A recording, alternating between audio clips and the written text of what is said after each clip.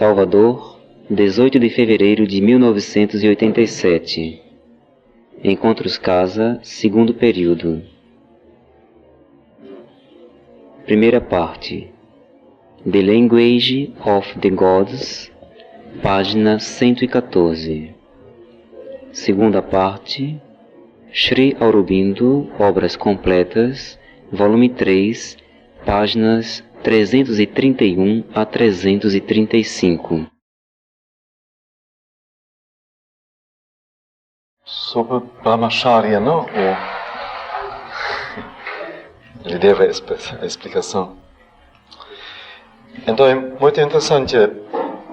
Brahmacharya, primeiro, se compõe de duas palavras: Brahma, o divino como adjetivo mesmo, e Charya é andando, caminhando.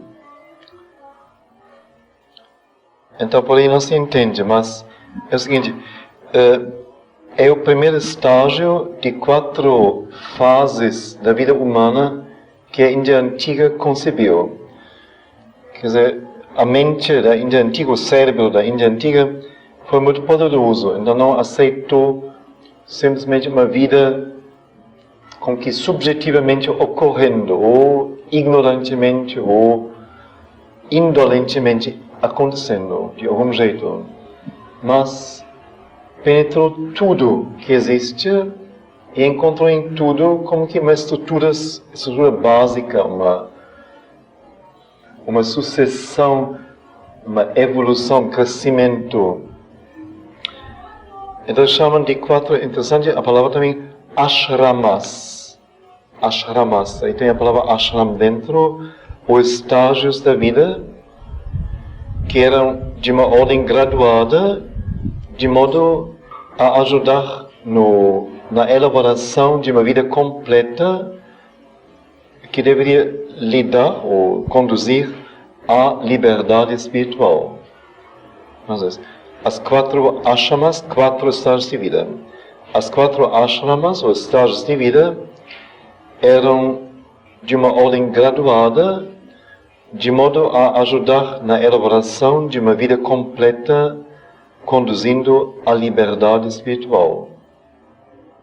Então, como acho que é interessante para nós, como trabalhamos também com coisas graduadas agora, mesmo sistema, mesmo treino da mente. Então, esses 4 estágios da vida eram, primeiro, Brahmacharya, primeiro estágio. O estágio do estudante, quando todas as energias que naturalmente se dirigem para fora, energia dos sentidos, para perceber as coisas, as fruições dos sentidos e as reações emocionais deveriam ser controlados, a fim de dar ao desenvolvimento do homem interior e exterior o pleno poder. Então, muito diferente de tudo que nós conhecemos.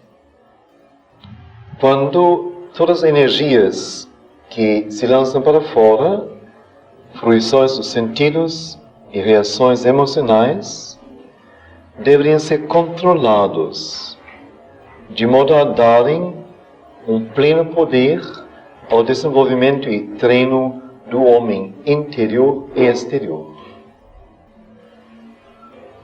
O Brahmacharya seria na juventude, quando começa. Depois, Grihasta, de Griha House, casa está a existir. Griha House está a existir. O estágio do administrador, do dono de uma casa ou do homem casado. Terceiro, Vanaprastha. Vana é madeira, e prastha, afastar-se. O estágio do eremita e asceta filosófico. Quer dizer, na dada idade, 50 e tantos, então eu estaria na idade agora, na Índia Antiga, 57, 60 anos por aí, de retirar-se de casa, filhos, esposa, posses materiais, fazer uma cabana na Floresta Virgem, vá na madeira, na Floresta Virgem, em meias árvores, levar as escrituras sagradas comigo e lá meditar, refletir, pensar, me preparar para a passagem para um outro mundo. E o quarto estágio, sannyasa, san, completamente, ni, para baixo, as, jogar. San, totalmente, completamente. Sani, ni, para baixo. Sannyasa, as, asa, jogar. O estado da renúncia de posses mundanas, que é o jogar completamente, derrubar completamente a existência mundana. Então nem tem mais cabana, nem tem mais escritura sagrada, não tem mais roupa, mas tem só um pano nos quadris, um bastão e uma cabaça de mendigo. E vive na rua, na estrada, até um dia deixar o mundo. Então é total entrega, total abandono de qualquer segurança, proteção. Deus é quem vai determinar meu destino e vai me levar para lá onde devo chegar. Muito forte tudo isso. Muito poderoso. Talvez Brahmacharya está no começo.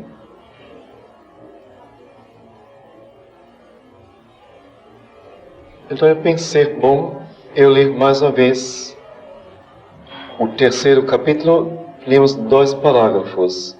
E faltou a parte sobre as gunas agora.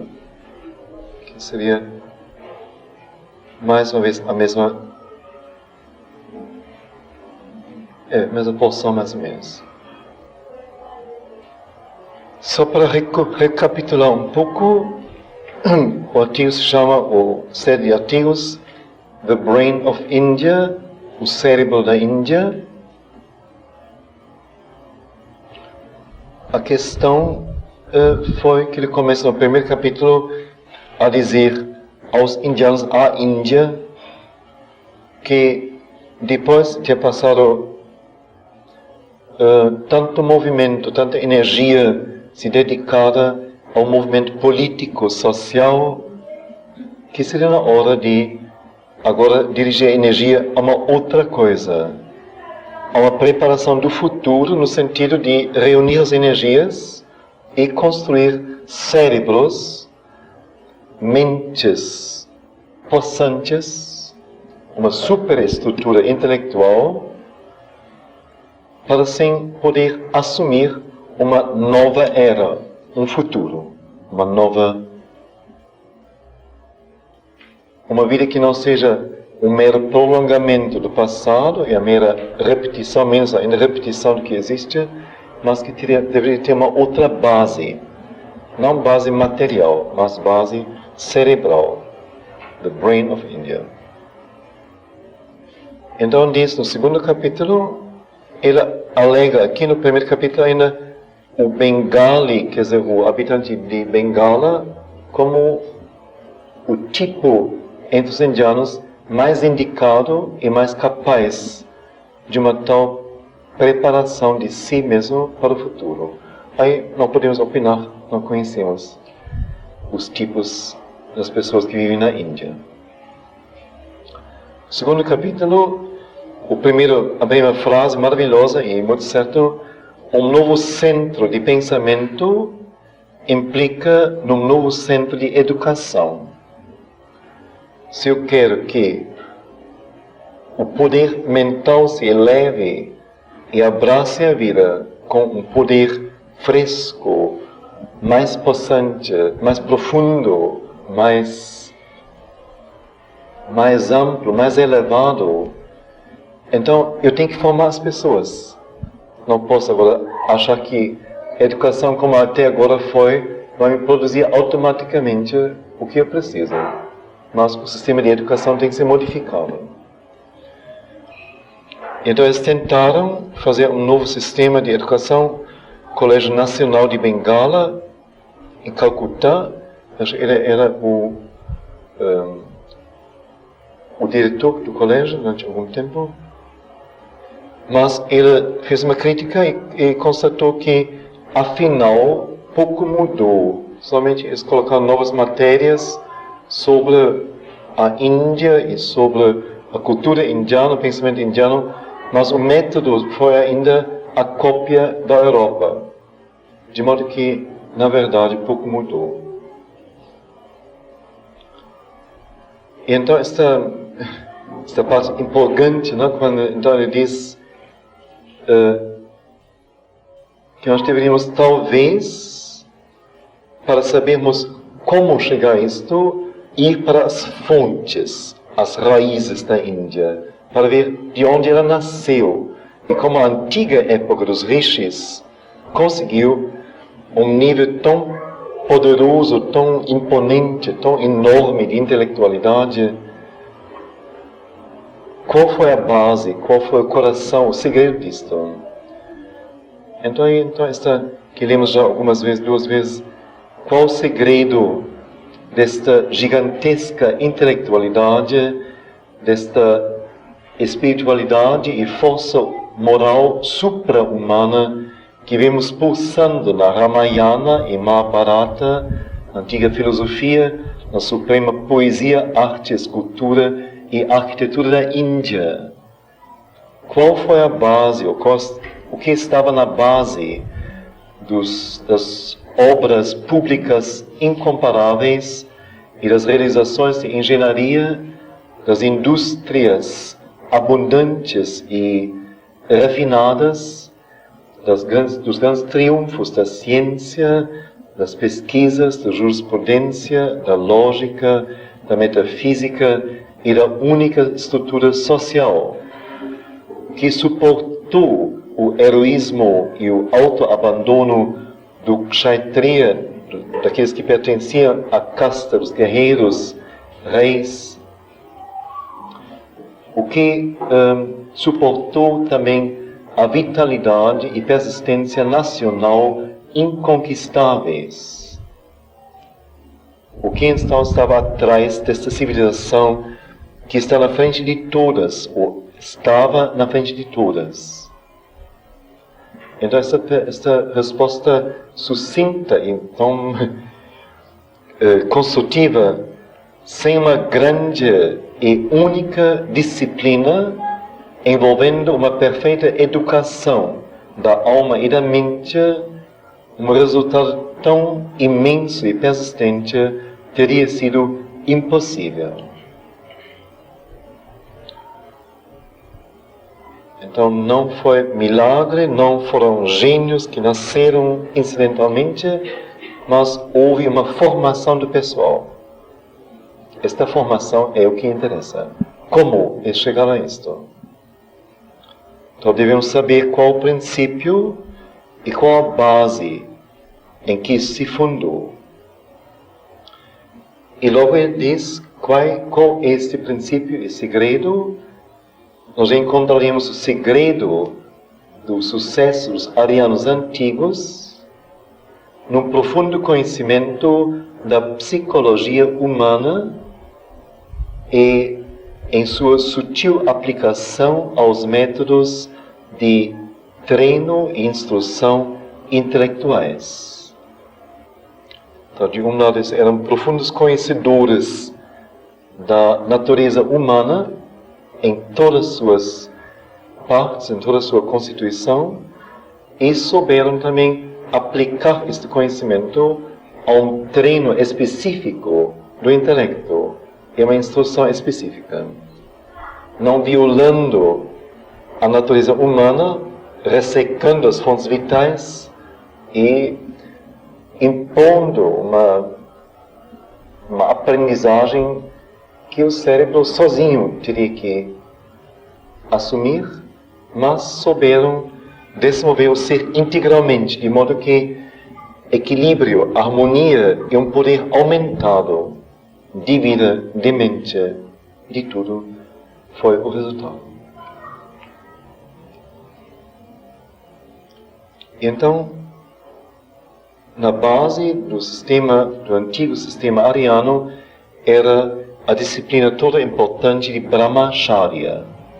E então, a simples percepção, a primeira necessidade para erigirmos uma grande superestrutura intelectual é prover uma fundação forte o suficiente para suportá-la.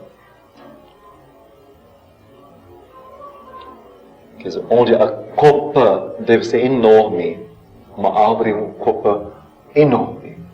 Também o tronco tem que ser forte, as raízes têm que ser imensas. Senão, isso vai sucumbir.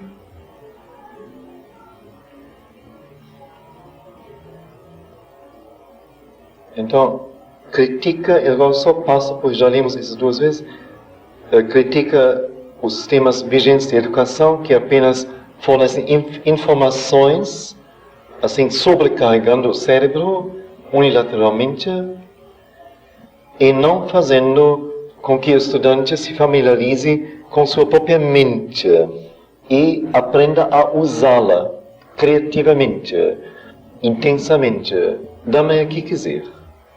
Quer dizer, ele não aprende a usar o seu instrumento, mas ele tem que decorar. Uma educação que se limita a fornecer apenas conhecimento não é educação.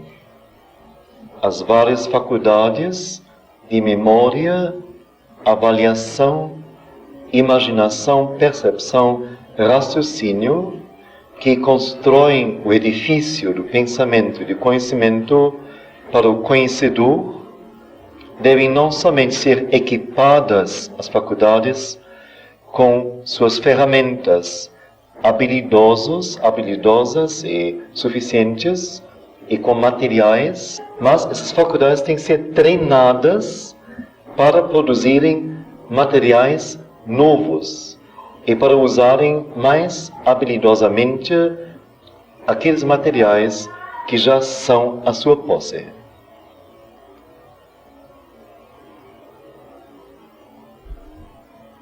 E a fundação, fundamento da estrutura que nós temos que construir pode ser somente o fornecimento de um fundo de força e energia suficientes para suportarem as exigências de uma continuamente crescente atividade da memória, da avaliação e do poder criativo, onde esta energia pode ser encontrada.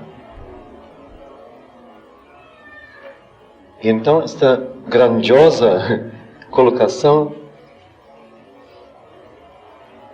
naturalmente não fora do homem, mas também não no homem recortado do mundo. Mas os antigos arianos sabiam que o homem não estava separado do universo, mas uma parte homogênea dele, como uma onda é parte do oceano. Uma infinita energia, Prakriti, a natureza, Maya, o poder de formar criações do divino, ou Shakti, a energia criativa da consciência divina. Então, uma infinita energia, Prakriti, Maya ou Shakti, permeia o mundo, se derrama para dentro de cada forma enorme, e o torrão de terra, a planta, o inseto, o animal, o homem são, em sua existência fenomenal, meramente adaras, receptáculos, recipientes, vasos, mais ou menos eficientes desta energia infinita. Então somos colocados na vizinhança direta de animal, inseto, planta, torrão de terra. Então apenas uma questão de evolução.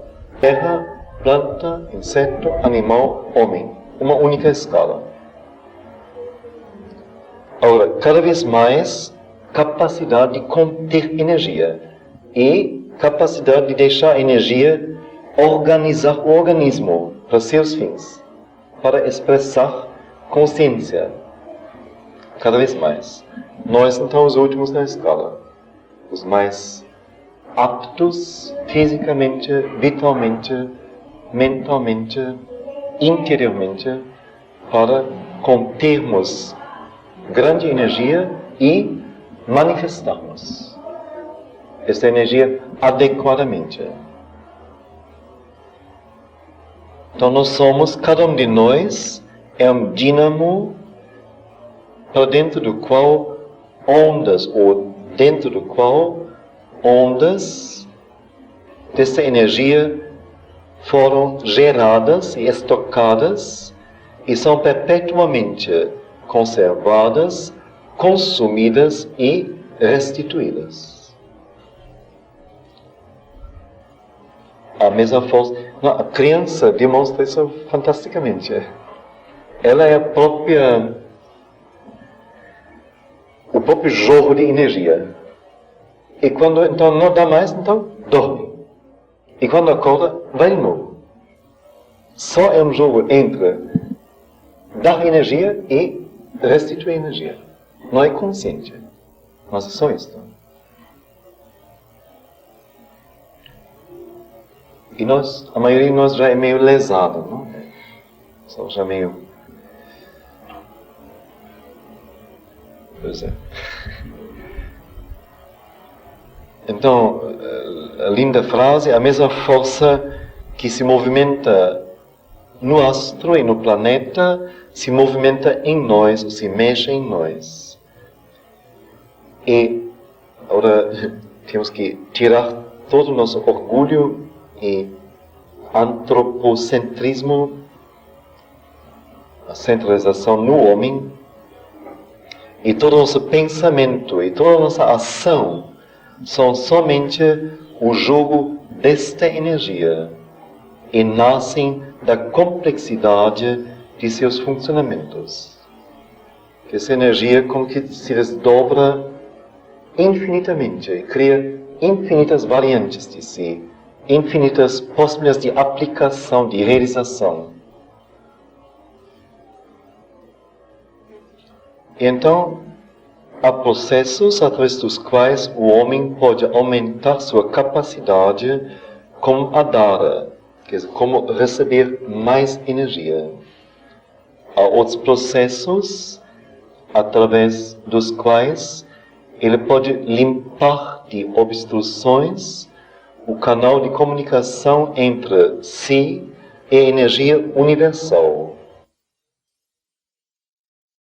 Então, há processos através dos quais o homem pode aumentar sua capacidade como um receptáculo de energia.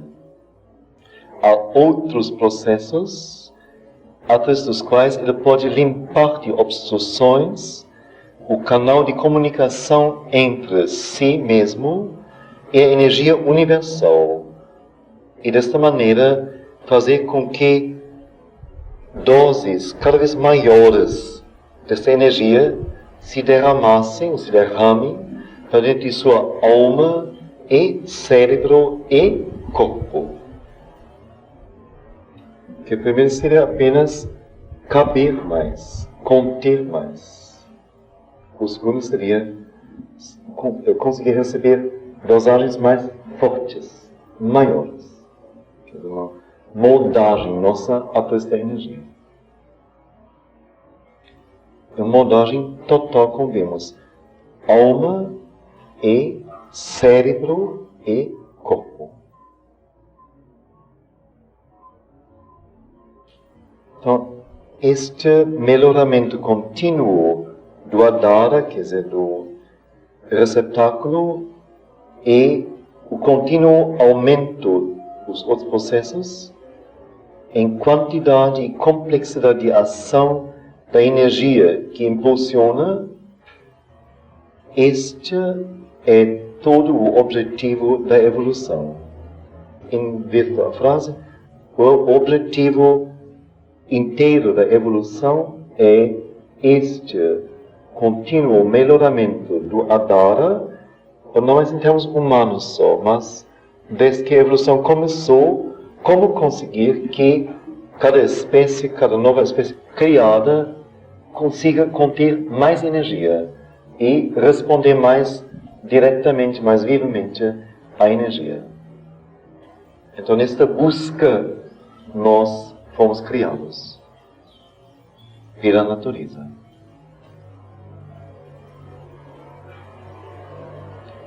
Então, o objetivo inteiro da evolução é o contínuo melhoramento do Adara, do receptáculo, e o aumento em quantidade e em complexidade de ação. Interessante isto. A gente pensa, bom, ele vai dizer quantidade e qualidade. Mas fica simples demais. Qual é a qualidade, então? Mas se só aumenta a qualidade, então fica a mesma qualidade cada vez mais refinada, cada vez mais intensa, mais luminosa talvez, mas só uma.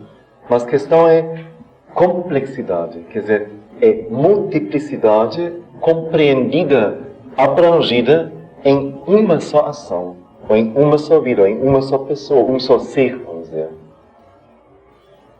Para que possa surgir um dia a simultaneidade, o que a mãe chamaria a vida esférica, o pensamento esférico, não mais o pensamento direcional, onde as coisas têm que acontecer uma após outra, mas o pensamento em forma de globo, onde múltiplos pensamentos podem ocorrer simultaneamente, ou muitas ações podem ocorrer simultaneamente. Então, por isso, aumento em quantidade, sim, mas agora a quantidade como que distribuída em cada vez mais canais, um número cada vez maior de canais, de funcionamentos, para que a ação seja mais complexa em cada vez. E quando então esta energia é a mais alta em sua espécie, e a mais plena em quantidade de que o Adara humano é capaz, e quando, além disto, é importante, o próprio Adara é treinado até o extremo para suportar o irrompimento e o jogo da energia, então o homem é Siddha. Siddhi é o estágio de perfeição, onde tudo está perfeitamente cumprido, em equilíbrio total. Siddha, a pessoa que possui perfeição. Então o homem é Siddha, o homem realizado, o perfeito. A sua evolução terminou, ele completou o indivíduo, aquele extremo desenvolvimento que é, através das idades, o objetivo da massa da humanidade.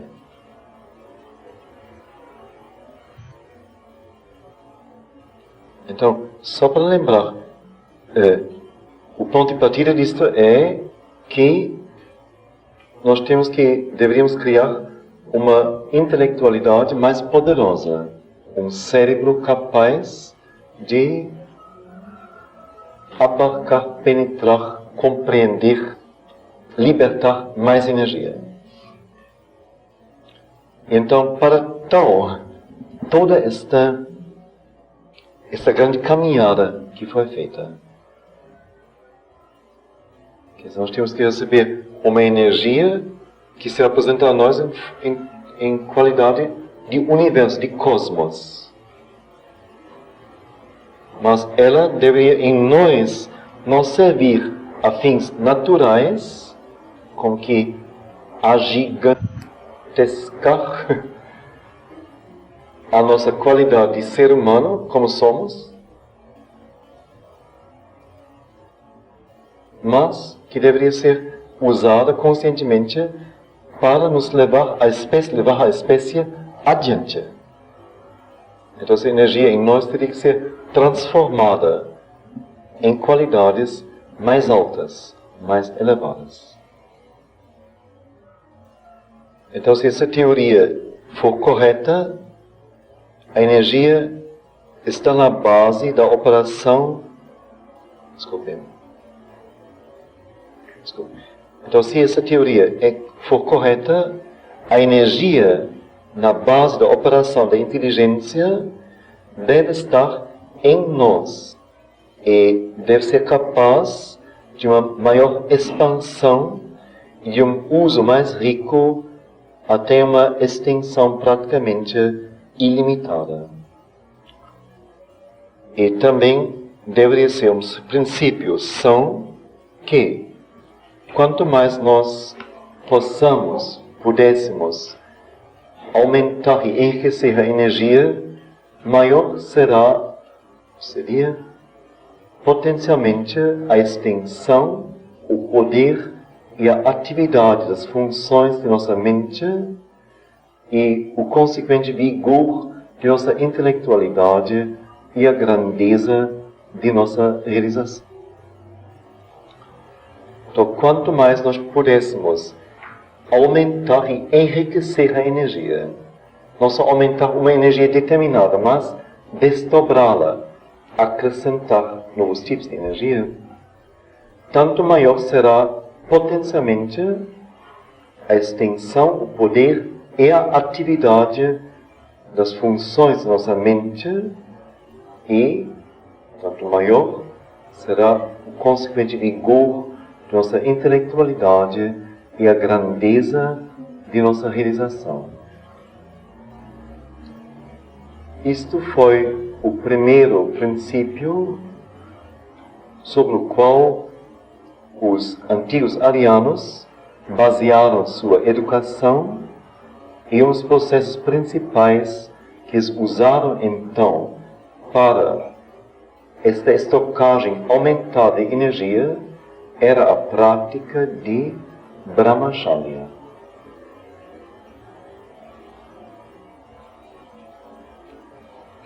A prática de Brahmacharya, terceiro capítulo,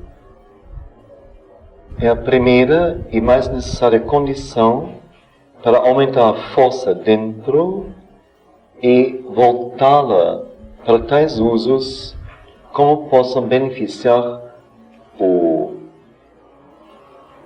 proprietário, o possessor da energia ou a humanidade. Então, sempre esta visão ampla. Mas antes de prosseguir, alguma coisa antes onde fui talvez rápido demais ou entusiasmado demais?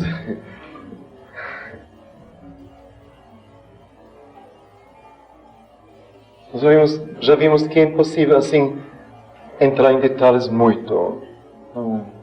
É mais, vamos dizer, a ideia, mas perceber que existem coisas que a gente nem imaginou que pudessem existir. Coisas acessíveis para nós. Então, toda energia humana tem uma base física. É tão maravilhosamente real, não simples. O erro cometido pelo materialismo europeu é supor que a base seja tudo e confundi-la com a fonte.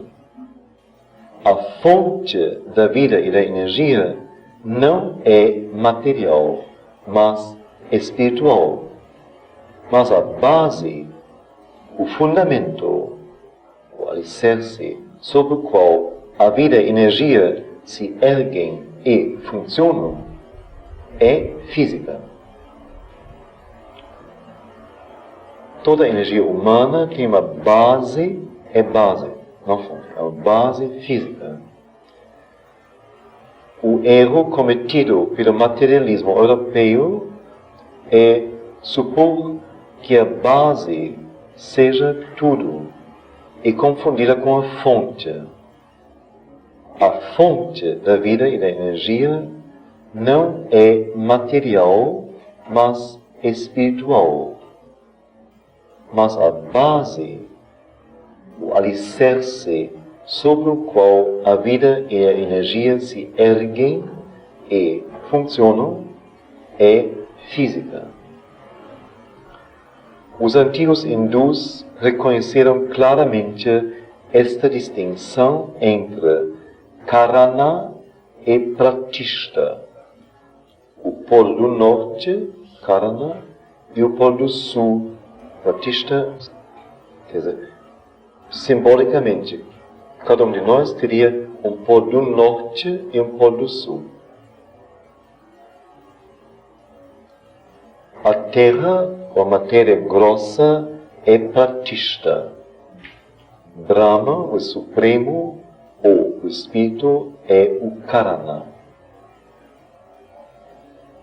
Elevar o físico para o espiritual é Brahmacharya, porque através do encontro dos dois, do físico com o espiritual, a energia que começa de um, do espiritual, e produz o outro, a matéria, é enlaçada, ou será entremeada, e assim se cumpre. Às vezes. Então, os antigos hindus falaram do polo do norte e o polo do sul do ser. A terra, a matéria grossa, é a Pratishta. O Supremo, o Espírito, é o Karana. Elevar o físico ao espiritual é Brahmacharya.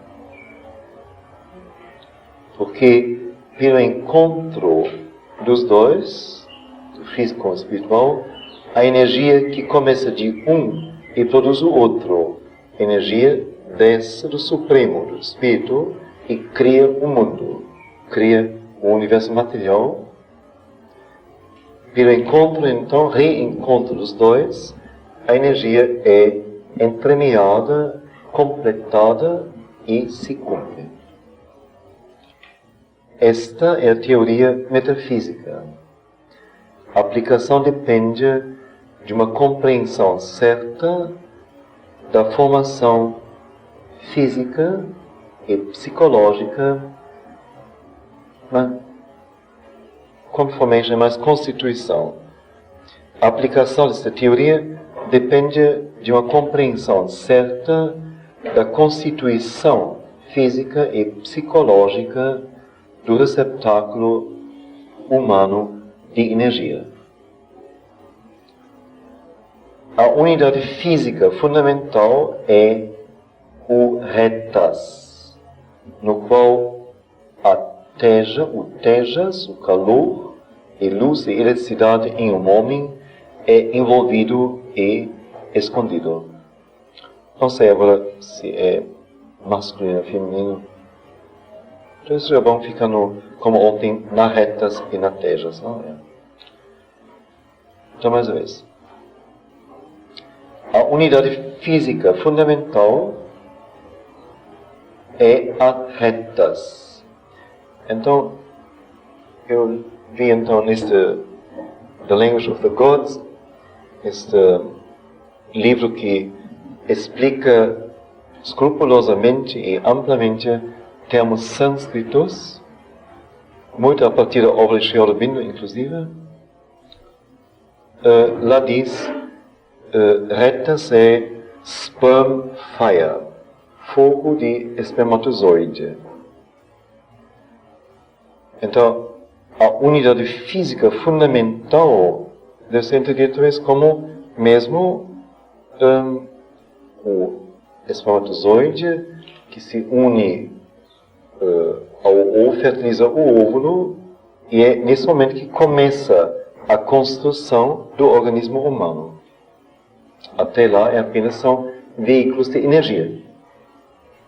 Energia descendo para o nível da criação física, não mais a partir da energia espiritual diretamente, mas a energia espiritual já descida e já se transformada em mecanismos universais, de natureza universal. Então são mecanismos imemoriais, ou no mínimo desde o começo da vida. Nem são imemoriais, mas muito antigos, então, que regem a região da vida, o domínio da vida, e o homem segue esses princípios primitivos, mecânicos, básicos da vida. Então é interessante que desde que é fogo de espermatozoide, quer dizer, não é apenas o encontro físico das duas unidades básicas, mas é a intensidade, é a energia de que este espermatozoide é a representação. Aí está todo o segredo. Não é ele, é a energia corporificante nele. Uma energia imensa, universal. Então, nestas retas, nesta unidade física básica, Tejas, já é um princípio mais alto, é contido. Tejas tem as qualidades em geral de calor, luz e eletricidade. E depois vemos que Tejas, mais propriamente dito, significa só calor. Não. Tapas é calor e Tejas é eletricidade, não é? Luz. Vidyut é eletricidade. Que depois Tejas assume na escala total o lugar somente de luz. No momento, mas basicamente Tejas significa calor e luz e eletricidade. Então toda a energia está latente nas retas. Quer dizer, tudo que depois um ser humano pode produzir ou ser ou manifestar começa neste momento, começa nesta primeira ação base. Toda a energia está lá, de lá se desdobra. Esta energia pode ser ou expelida fisicamente ou conservada. Toda paixão, luxúria, desejo desgasta a energia, derramando-a para fora, ou na forma grossa, ou na forma mais sutil, sublimada. Toda paixão, luxúria, desejo desgasta a energia, derramando-a para fora do corpo, ou na forma grosseira, fisicamente, ou na forma mais sutil, sublimada. Nos admiramos nos 2 dias sobre esta tremenda coerência, esta exigência máxima de nós devemos não só em ação física sermos puros, coerentes, verdadeiros, sinceros, o que for, mas também no pensamento, ou na imaginação, ou na sensibilidade. Quer dizer, para eles é também desgastar energia se eu penso só, se eu imagino, se eu me excito interiormente. É só uma gradação para eles.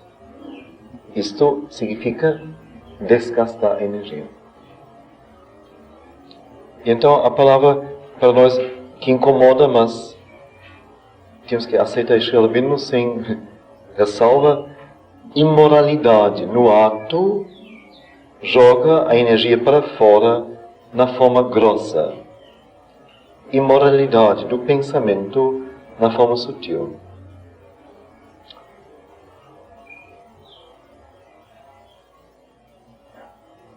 Então, se moralidade é tomada como uma qualidade da alma, e cada um de nós sabe, sem ter lido nada, sem ter ouvido ninguém falar, o que é verdadeiro, o que é falso, o que é certo, o que está errado, o que é bom, o que é ruim. Isso são coisas que estão em nós, inteiramente. Isto seria uma qualidade moral inata. Então, tudo que vai contra esse princípio que é divino e que tende a construir para cima, não para baixo, ou não ficar em constante alternância, mas vencer, elevar o ser. Então, tudo que é contra isso seria então imoral, nesse sentido não pedante, púdico, que é horrível esta moralidade, mas num sentido mais fino, mais real. Que tudo que prejudica a edificação de uma qualidade interior e de ser cada vez mais alta, mais sublime, mais verdadeira. Nos dois casos, ato ou pensamento, há desperdício. E a não castidade é tanto da mente e da fala, quanto do corpo. São coisas que são verdadeiras, mas a gente não foi educado para isto e não vive segundo isto. No mínimo não no dia a dia e diretamente, em geral.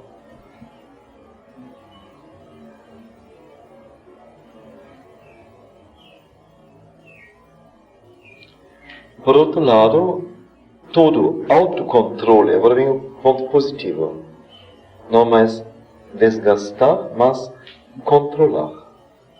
Não ser controlado por alguém, mas autocontrolar-se.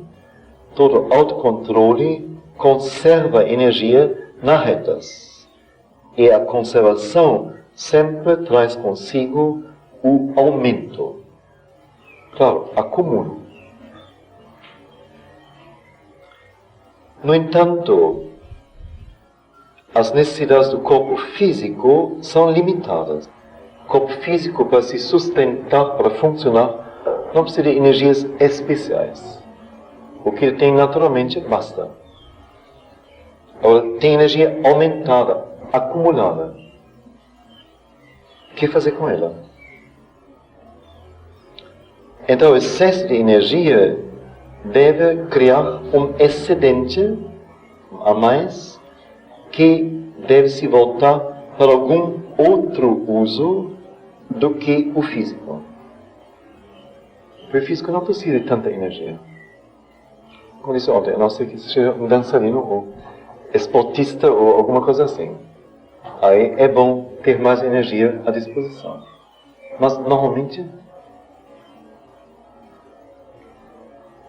de acordo com a antiga teoria, retas é jala ou água. Jala, outro termo, significa água. É onde falamos que realmente o espermatozoide, em termos físicos, materiais, é muito mais plasma, líquido, do que uma estrutura firme, sólida, uma coisa compacta. Então é muito mais jala, realmente, água. Cheia de luz e calor e eletricidade, em uma palavra, cheia de tejas. Então, a retas é jala e jala é cheia de tejas. Calor é claro, não? Se eu aproximamos nossa mão, se eu aproximo aqui, sinto nitidamente o calor crescido entre as duas mãos. Eletricidade, todo o funcionamento dos nervos se formula em descargas ou em cargas elétricas positiva, negativa. O átomo já é toda feita em termos de cargas elétricas positiva e negativa. Então, não é só uma palavra, um símbolo, mas é uma ciência que pega isso bem diretamente. Então, o excesso agora das retas, quando é conservada, se transforma primeiro em calor ou tapas. Então é interessantíssimo, a gente leu muito sobre tapásia e sem saber que tapa significa calor. Um calor que estimula uma intensidade que estimula o sistema inteiro. Como nós dizemos às vezes, todo mundo está tão doente, vamos aquecer um pouco o pessoal para depois as coisas funcionarem, aquecer o sistema. Então, tapas é o calor que estimula o sistema inteiro. É por esta razão que todas as formas de autocontrole e austeridade são chamadas as formas tapas ou tapásia, porque geram o calor ou o estímulo, que é uma fonte de ação poderosa e de sucesso. Segundo, isso foi o primeiro, o excesso das retas se transforma primeiro em calor. Ora, segundo, se transforma em tejas, propriamente dita, luz, a energia que está na fonte de todo o conhecimento. Então, aqui, mas o primeiro ainda se aceita. Então, vamos dizer, a energia sexual conserva, transforma numa energia geral do organismo, um aumento de estimulante do organismo. Isso ainda se aceita. É lógico para nós. Mas agora é dito, o acúmulo da energia sexual se transforma depois na luz, na energia que está na fonte de todo conhecimento. Quer dizer, alcança agora o cérebro. Aumenta a capacidade cerebral. Terceiro, transforma-se retas em uma escala em Vidyut, ou eletricidade, que está na base de toda ação poderosa, seja ela intelectual ou física. Na Vidyut, na eletricidade, por sua vez, está envolvida a Ojas, a energia primordial que procede do éter, e lhe fornece aquela energia primordial que é a forma mais refinada da matéria e a mais próxima ao espírito. É Ojas que cria uma força espiritual, ou viria. Então, não sei, acho tudo assim tão tremendamente real. Então, força espiritual não seria apenas um agraciamento, mas seria algo que é fundamentado no organismo, algo que cresce dele, algo que, então, assim, uma alquimia das energias surge. Então, uma coisa, assim, eu sinto, não sei, tão real, tão maravilhoso, é tão simples, não, afinal. Então é Ojas que cria uma força espiritual, ou viria, através da qual, dessa força espiritual, um homem alcança conhecimento espiritual, amor espiritual e fé, em resumo, força espiritual. Segue-se de que quanto mais nós podemos, através de Brahmacharya, aumentar a estocagem, o estoque de tapas, tejas, vidyut e ojas, tanto mais nós encheremos a nós mesmos com uma energia máxima para os trabalhos do corpo, do coração, da mente e do espírito.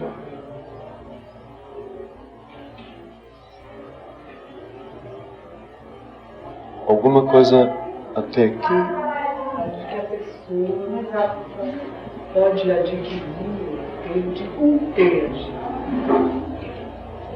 É uma alta transcendência, que foi falado antes. Sim, treino, não? De conter cada vez mais, né? Ser capaz Sim. de conter a energia.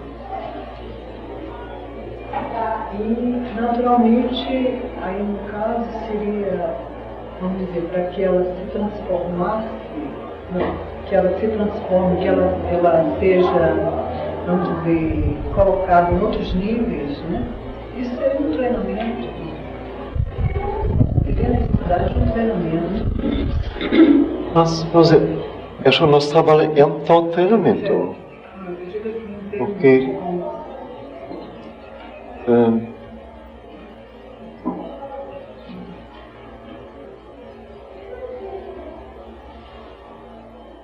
primeiro, o corpo não é só afirmado em seu direito natural, em sua qualidade natural, em sua energia natural. Mas primeiro exige dele, vamos dizer, no treino, que se submeta ao comando mental. Então já se funda, obedeça, se mescle com a energia mental.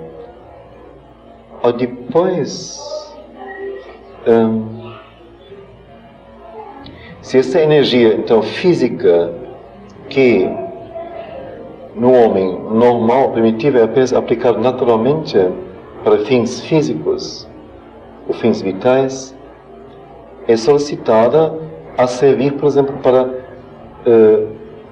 fazer movimentos, vamos dizer, físicos, sutis, delicados, expressivos de uma beleza ou de uma sensação não vital e não direta e não rude, mas algo mais profundo, algo mais complexo, algo mais abrangente, ou se exigir, como muito em minhas aulas, uma persistência além do limite normal, da capacidade normal de energia que se tem, e não só por um estúpido repetir um exercício, mas por como que extasiar o ser a tal ponto que ele ultrapasse os seus limites normais e dê energia, e depois ele sucumba, aparentemente.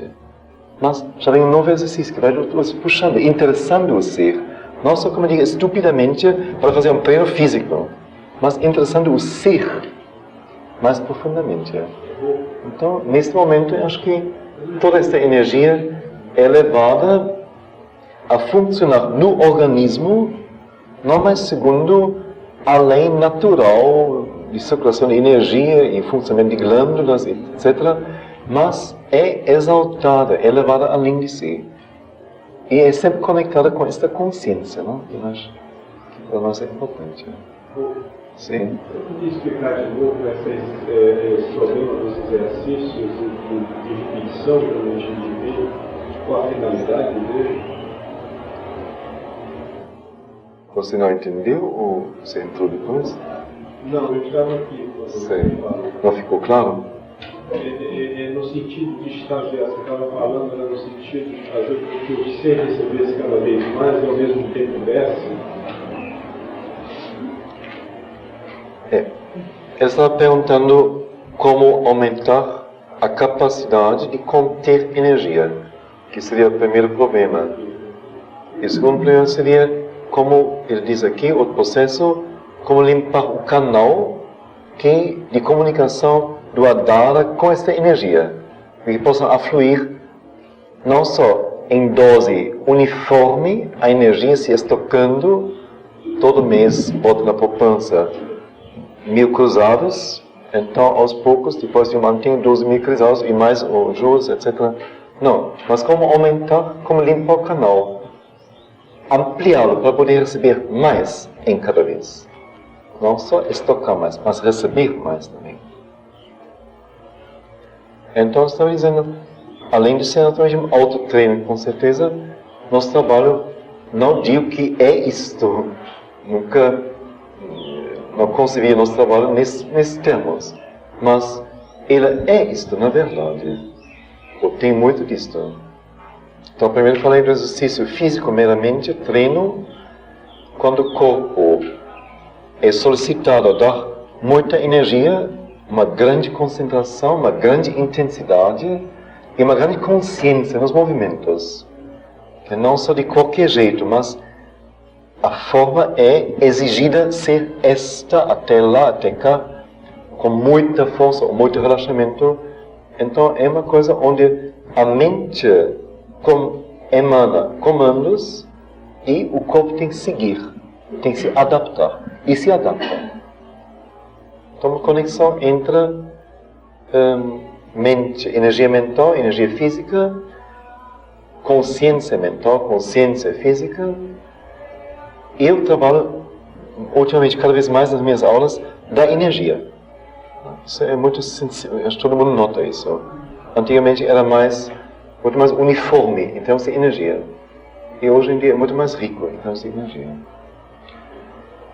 Ora, isto é só o treino. Agora, depois nas aulas com música, ou como fizemos hoje com versos, apenas gravuras, vamos dizer, tudo que está aqui é assim sutilíssimo. Não? Tudo que foi mostrado a vocês é de primeiríssima, por assim dizer. Não em termos de cultura, mas de percepção, de pureza, de ser verdadeiro. Isso é a primeira coisa. Não é um material qualquer, mas é um material de primeira. Que estimula não nossas mais grosseiras propensões ou qualidades a se comportar de algum jeito e fazer qualquer coisa, mas que solicitam, ainda nós então fizemos exercícios de associarmos a cada gravura, imagem, um pensamento. Então, sutilíssimo, vamos dizer, a distinção disto e... Então, a música usada nesse sentido, de não convidar a pessoa para se, numa dança, apenas vital, abrir e jorrar e jogar e se manchar no chão e manchar na parede e manchar na outra pessoa, mas, pelo contrário, para não ter mancha nenhuma, nem dentro nem fora, mas deixar a consciência pegar tudo, sutilizar tudo, sentir tudo. Fazer um movimento tão fino, quando falamos, ontem fizemos em grupo, justamente não o abraço vital, mas a fruição vital, mas um toque, um estar junto, que no fundo quase dispensa a proximidade física. Então isso leva naturalmente a própria energia física a se comportar não mais naturalmente. A natureza como tal não tem este grau de sutileza que aqui é exigido. Então a energia tem que se adaptar, o corpo tem que se adaptar.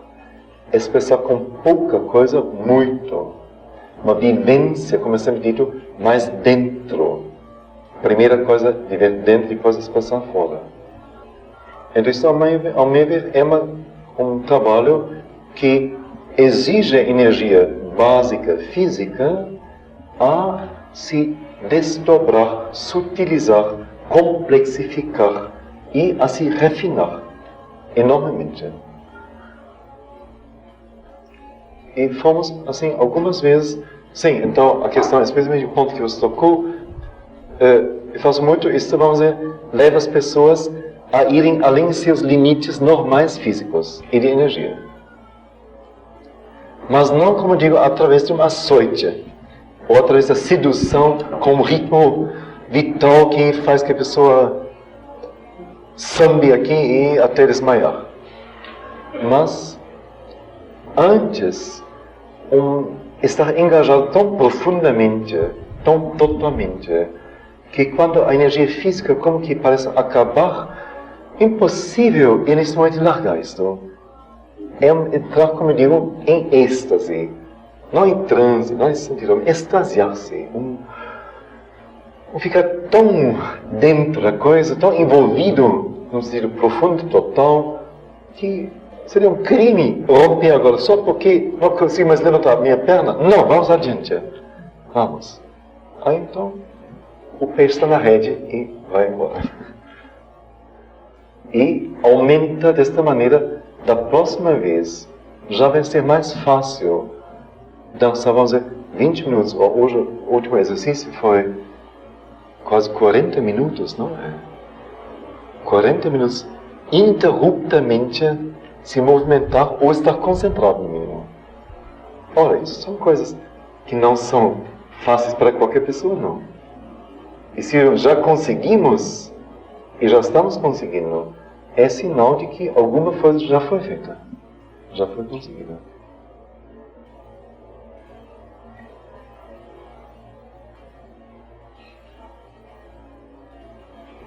E sempre de novo, vamos dizer, experiências ou vivências são colocadas. Eu quase nunca mais escrevo nada. Não digo o que deve ser sentido. Estímulo é a gravura, o pensamento, a música, alguma dica. Mas do resto, não dou um tema, alegria, ou tristeza, ou euforia, ou não sei o quê. Não. E a pessoa já sabe que é ela que tem que estar atenta, ouvir, are you ready? Você está pronto? Não só fisicamente, mas para perceber, para reagir, para seguir.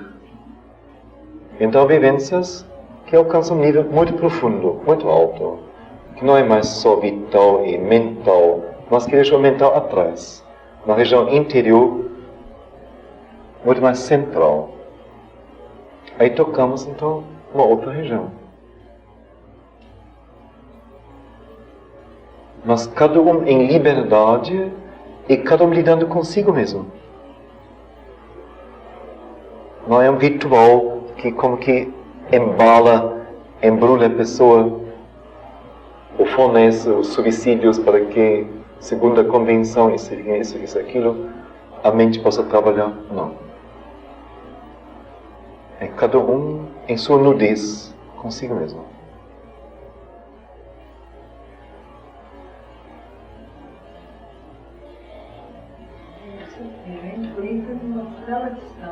De vida, né? Sim.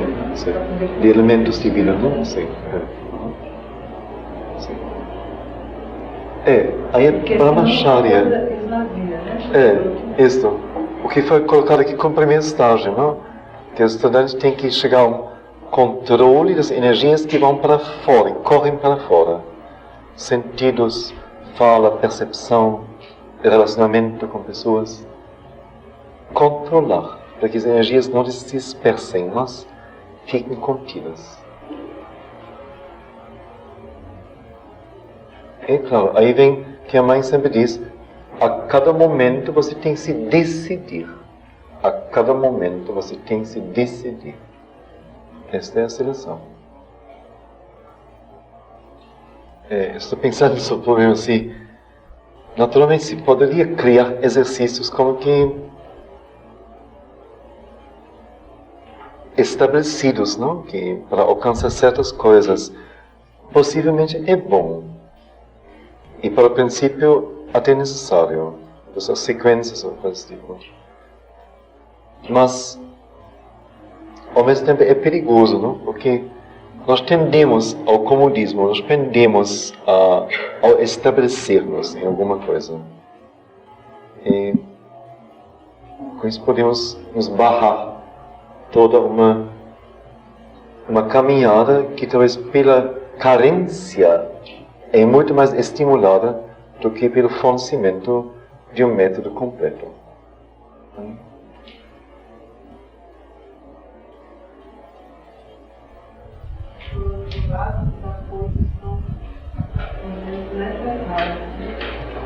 Você pode dizer assim? Os apoios. Sim. Ou sim. Eu fiquei pensando a mesma coisa, vamos dizer, não seria mera carência, mas seria ao mesmo tempo uma proteção dada no sentido de fornecimento de materiais, de acompanhamento, de união em exercícios, sempre de novo, como que levando consigo para que o movimento seja aprendido. Mas sempre também deixando, então, deixando que a própria pessoa vá por si mesma. Bom, você fala, paralelamente, a gente poderia fazer alguns exercícios na prática de Hatha Yoga. Não só Hatha Yoga, qualquer coisa que você faz. Eu estou dizendo, Tantra Yoga, aqueles outros yogas que... Cada um tem que saber. Eu acho assim mais perigoso, porque nos yogas antigos, cada coisa já tem sua definição e sua função. Se você entra nisso, você entra no esquema onde você não pode arrancar um ponto para fins pessoais só. Acho eu. Não é justo. Então, ou você entra e faz isto, ou não. Mas, finalmente, qualquer coisa que você faça, se você fizer com consciência, pode ser um exercício. E pode conectar a sua consciência mais íntima, mais delicada, com sua ação física, com sua energia física. E nós da casa temos, assim, um bom número de exercício mesmo, já bastante. De rítmica, de alta evolução, de zen sobre música, de ginástica, de jogos criativos, de mil coisas já. Tudo é exercício. Se eu souber usar da maneira certa, funciona. Bom. Deixa eu ver o relógio lá. As horas... 5? 6. Podemos mais meia hora. Talvez possamos agora progredir, não? Porque estamos no mesmo ponto do terceiro dia já, não é? Chegamos aqui.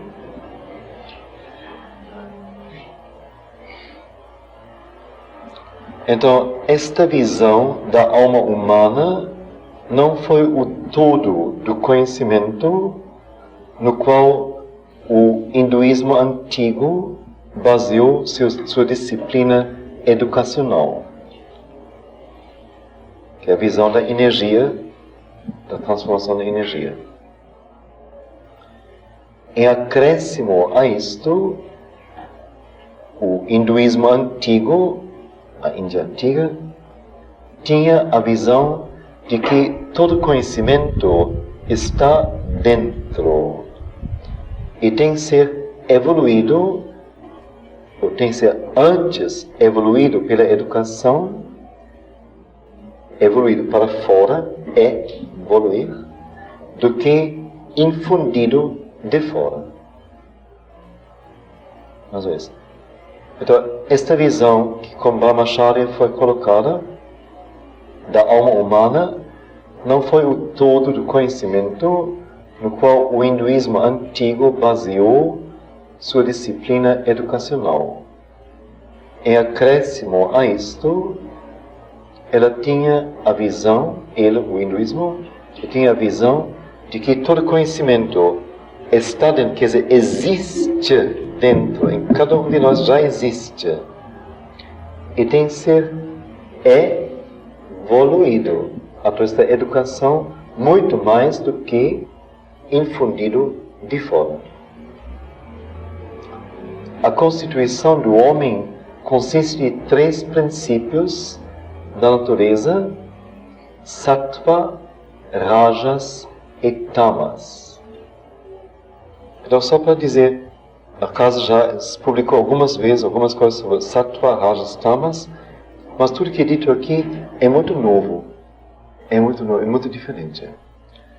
Então, a constituição do homem consiste em 3 princípios da natureza: sattva, rajas e tamas. Os elementos compreensivo, ativo e passivo da ação universal, que em um de seus milhares de aspectos se manifesta como conhecimento, paixão e ignorância.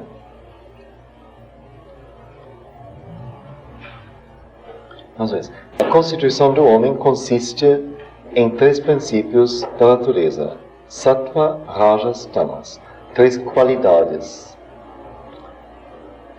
Os elementos compreensivos, sattva, ativo, rajas, e passivo, tamas, da ação universal, que outra vez a mesma energia move a nós e ao astro e ao terrão de terra. Então é universal. Porém, nós constituem como que uma constituição específica, uma combinação específica.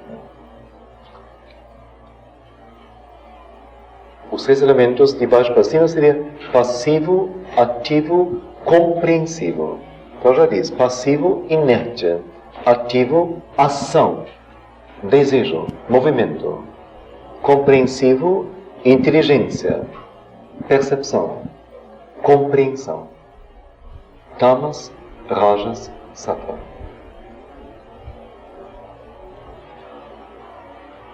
Então são os elementos compreensivo, ativo, passivo da ação universal que em de seus aspectos, de seus milhares de aspectos, se manifesta como conhecimento, paixão e ignorância. Tamas é existe obtusidade. Se entende, não? Deixamos não sermos púdicos, mas fazer uso da criatividade. Então, tamas é uma obtusidade constitutiva, da constituição, uma passividade que obscurece o conhecimento dentro e cria ignorância, inércia mental, lentidão, esquecimento, uma desinclinação ao estudo, uma inabilidade de receber e distinguir. Às vezes, a bela tamas é uma obtusidade, obtusidão,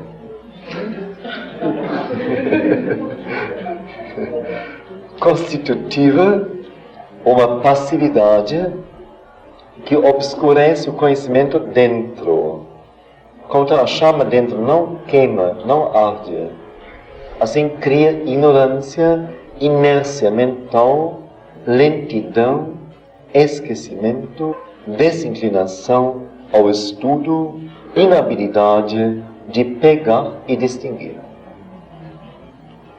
Espero que não tenha ninguém aqui sofrendo de tamas.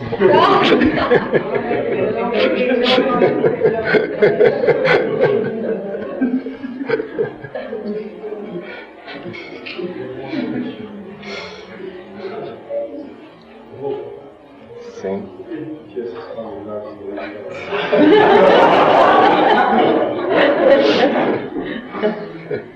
Isso é irresistível. Estamos na primeira, na mais baixa.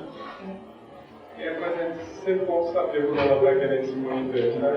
Sim, eu digo, a primeira então, a tamas. Tamas é aquela obtusidão constitutiva ou passividade que obscurece o conhecimento dentro e cria ignorância, inércia mental, lentidão. Ora, inércia mental não significa necessariamente que a pessoa não saiba nada ou não consiga colocar nada na mente, mas colocado é inerte para ampliar, para variar, para criar, para deixar atrás. Então sempre remete a mesma coisa. Não é isto, não é isto. Ah não, é isto aqui. Então, é a rotina mental, é a própria inércia. Aí está. Porque é fácil demais dizer a pessoa é estúpida, idiótica, não sabe nada. Não, ela pode saber, mas ela repete, é rutinizada. Isso é inércia mental.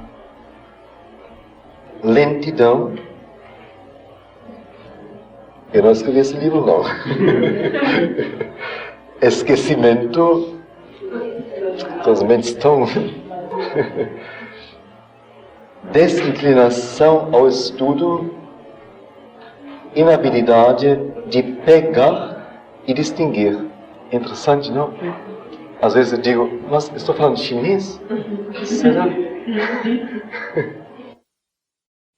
Pegá-lo em memória, gravá-lo. Sattva é uma iluminação que revela o conhecimento escondido e o leva à superfície, onde então, mas na superfície, a observação pode pegá-lo e a memória gravá-lo. Então é interessante, muito revelador, não muito. O conhecimento que vem de dentro não seria só, vamos dizer, um conhecimento espontâneo do momento, uma revelação realmente. Mas, uma vez que ele chega à superfície, as faculdades mentais funcionam. Então percebe, é isto. E a memória grava. A partir daí, a pessoa possui o conhecimento. E não só aflora para o momento. E não só quando se ouve conhecimento interior, dentro, que vem na superfície, então parece do momento. Não. Vem e agora pode ser integrado nos processos mentais comuns. Usado. Dos processos.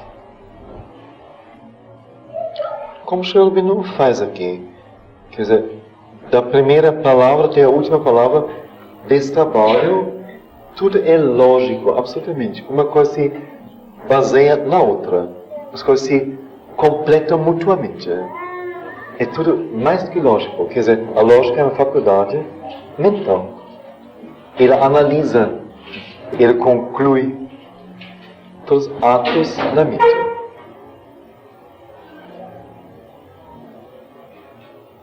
Por isso, então, mais ainda, a necessidade de treinar a mente. Porque se não for bem treinada, talvez nem percebe quando vem o conhecimento de dentro. Ou ela é tão grosseira que aproximadamente pega a coisa e a coloca numa gaveta onde já tem coisas prontas. Diz, já sei, é isto. Enquanto foi uma coisa nova, diferente. E ela talvez nem perceba. Porque se acostumou a rotular as coisas. Depois, eu nunca falo de yoga. Quando alguém me pergunta o que a casa é, a casa faz, o que eu faço, a pessoa diz, você faz yoga? Eu digo, não faço yoga. Porque o eventualmente quando você tem alguma abertura, bom, se quiser pode chamar de yoga, mas é um yoga diferente. Não tem nada a ver com o que se entende por yoga. No mínimo, então, confunda a pessoa. Porque se eu digo que faço yoga, então a pessoa automaticamente me encaixa nos yogas conhecidos aqui. Não é nada disso. Não faço mesmo. Nem tenho interesse nisso. Quer dizer, isso é se rotular. Vem um conhecimento novo que pode aflorar e a pessoa bota a etiqueta daquilo que já sabe. E bota a coisa naquela gaveta onde é fácil pegar. Só que não vai pegar nunca porque não é o que é. É aí que a gente vê o sistema de educação vigente, né? É totalmente um fracasso total. Uma lesão total da substância humana. Totalmente.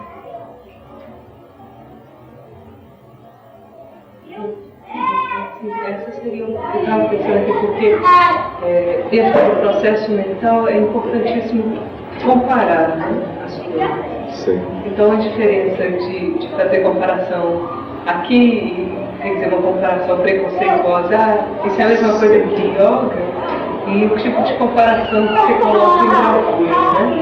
São sempre coisas assim, não são gavetas. Sim. Então você tem que descobrir, eventualmente nem descobre. E isso é importantíssimo, né? Para entender qualquer coisa comparando. Claro. Para entender qualquer coisa, o Sim, método sim. né? É um treino, sim. Ou também, vamos dizer, os pensamentos que eu coloquei em parte foram tão sofisticados, não tão, vamos dizer, associar isso a uma gravura. Então convida para que não se faça só associações no nível, vamos dizer, comum, normal, mas que se ouse um dia, eventualmente, fazer uma conexão de coisas que nunca se imaginou que fosse possível. Ela é possível. Aí começa a coisa a se elevar.